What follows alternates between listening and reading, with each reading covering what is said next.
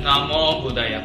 Perkenalkan, nama saya Wibet Chandra dengan NIM 2014020773. Saya merupakan mahasiswa jurusan Teknologi Informasi Stambuk 2020. Bagian dari Departemen Fakultas Ilmu Komputer dan Teknologi Informasi Universitas Sumatera Utara. Pada kesempatan ini, saya akan menyampaikan materi terkait moralitas dalam agama Buddha. Saat ini, kita telah memasuki era globalisasi yang merupakan akibat dari meluasnya pengaruh kebudayaan dan ilmu pengetahuan, di mana perkembangan teknologi bertambah pesat, sehingga menimbulkan banyak perusahaan pada beragam aspek kehidupan terutama teknologi, ekonomi, sosial, dan budaya. Hal ini dapat dilihat dari adanya kemudahan dalam hal menghubungkan seorang individu dengan masyarakat antara negara melalui teknologi informasi, komunikasi, dan transportasi. Era globalisasi juga tidak lepas dari adanya dampak negatif yang menyangkut tentang adanya tindakan kriminalitas serta kekenakalan remaja yang meliputi pembunuhan, pencurian, narkoba, seks bebas, perjudian, dan lain sebagainya. Tindakan-tindakan tersebut terjadi akibat kemajuan iptek itu sendiri. Kemudian daripada itu, terjadi karena kurangnya disiplin serta merosotnya nilai moral dan etika masyarakat. Untuk itu, diperlukanlah suatu upaya untuk dapat melestarikan moral dan etika tersebut. Salah satunya yaitu melalui pendidikan moral dan pengamalan nilai-nilai agama dalam kehidupan sehari-hari. Lantas, apakah yang dimaksud dengan moral itu sendiri? Secara etimologi, moral sendiri berasal dari bahasa Latin mos atau jamaknya mores yang berarti kebiasaan, adat. Kata mos atau mores dalam bahasa Latin sama artinya dengan ethos dalam bahasa Yunani. Di dalam bahasa Indonesia, kata moral diterjemahkan dengan aturan kesusilaan ataupun suatu istilah yang digunakan untuk menentukan sebuah batas-batas dari sifat peran lain, kehendak, pendapat, atau batasan perbuatan yang secara layak dapat dikatakan benar, salah, baik, maupun buruk. Sehingga moral adalah ajaran tentang hal yang baik dan buruk yang menyangkut tentang tingkah laku dan perbuatan manusia.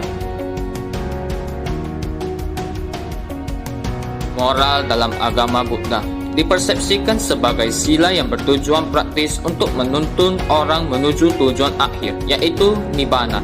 Setiap individu bertanggung jawab pada keberuntungan maupun ketidakberuntungannya sendiri, sehingga ia harus mengusahakan pembebasannya sendiri melalui pemahaman dan usaha. Prinsip moralitas tersebut dapat kita temukan dalam nasihat Buddha atau Ovada Patimokkha kepada siswanya pada Dhammapada bab 14 syair 183 yang berbunyi, "Janganlah berbuat kejahatan, tambahlah kebaikan, sucikan hati."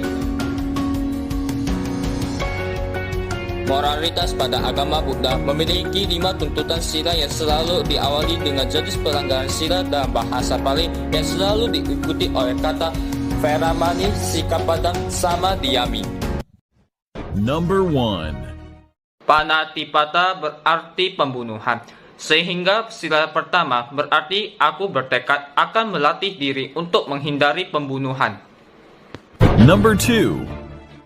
Adinadana artinya pencurian. Sehingga sila kedua berarti aku bertekad akan melatih diri untuk menghindari pengambilan barang yang tidak diberikan. Number 3. Kame sumi cacara berarti pemuasan nafsu indria secara salah.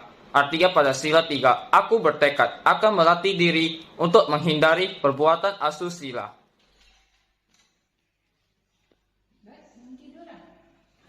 Iya. Satu jam lagi sudah tidur ya? Iya, Ma. Iya, Ma. Mami pergilah. 12 o'clock midnight. Belum tidur.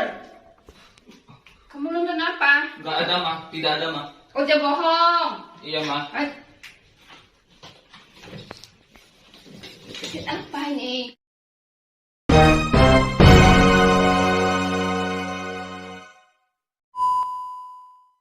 Tindakan pada video sebelumnya tidak boleh kita tiru. Lantas kalian pasti bertanya, apakah menonton film pornografi itu dapat dikategorikan sebagai bentuk pelanggaran sila ketiga? Berdasarkan hasil penelusuran saya mendapatkan info bahwa itu tidak termasuk bentuk pelanggaran sila ketiga. Namun tetap saja kita tidak boleh melakukannya, karena hal itu juga merupakan salah satu pemicu terbesar yang dapat menjerat kita untuk melakukan perbuatan asusila. Number 4. Musafadah artinya ucapan yang mengandung ketidakbenaran, sehingga sila keempat berarti aku bertekad akan melatih diri untuk menghindari ucapan yang tidak benar. Number 5. Surah Meraya Maja Pamadatana berarti segala hal yang dapat menyebabkan lemahnya kesadaran serta kewaspadaan. Berarti sila kelima ini artinya aku akan bertekad melatih diri untuk menghindari segala minuman maupun makanan yang dapat menyebabkan lemahnya kesadaran maupun. Demikianlah yang dapat saya sampaikan pada videoku. Mohon maaf atas segala kekurangan dan juga kata-kata yang kurang berkenan. Akhir kata saya ucapkan terima kasih dan Namo Buddhaya.